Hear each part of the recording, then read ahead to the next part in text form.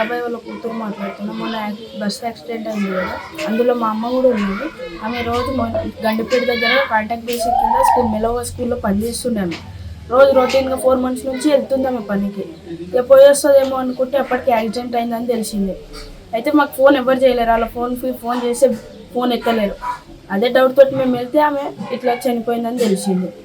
పోయి చూసేటికల్లా ఉన్నది. ఆమె వెళ్ళి చూస్తే 24 members అప్పటికే చనిపోయి ఉన్నారన్న.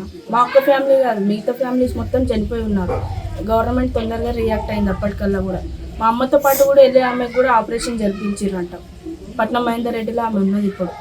ఆమెకు బెటరే ఉంది, అట్లనన్నా అయితే కొంచెం బెటర్ ఉంటుంది. ఆమె మీ ఊరు ఆమెనా? మా ఊరు ఆమెనే. ఆమె కూడా ఈమె రోజు వెళ్తారు 4 members. ఆమెతో పాటు వెళ్ళిన ఆమె చనిపోయింది, ఒక ఆమె బతికింది, చనిపోయింది. ఇంకా మిగతా వాళ్ళు కూడా చనిపోయారు. ఆ రోడ్లు కొంచెం చూసుకుంటే కొంచెం బెటర్గా ఉంటుంది అన్న. ఏమో ఉన్నోళ్ళు వెళ్తారు, లేనోళ్ళు ఉంటారు. అదృష్టం ఉండాలి దేనికైనా కూడా. కానీ అట్లా వెళ్తే కొంతమంది ఆమె బతికి ఇంకా ఏం ఆమె హెల్త్ ఇష్యూస్ ఏం లేకుండా ఇప్పటి వరకు కూడా సడన్గా వెళ్ళిపోయింది ఆమె. అసలు కాకుండా వేరే వాళ్ళని కూడా చూసుకుంటే ఆ రోడ్లు కొంచెం ఇప్పటికన్నా కొంచెం వేసుకుంటేనన్నా బెటర్ ఉంటుంది. ఇలాంటి ప్రమాదాలు ఇంకా జరగకుండా ఉంటాయి.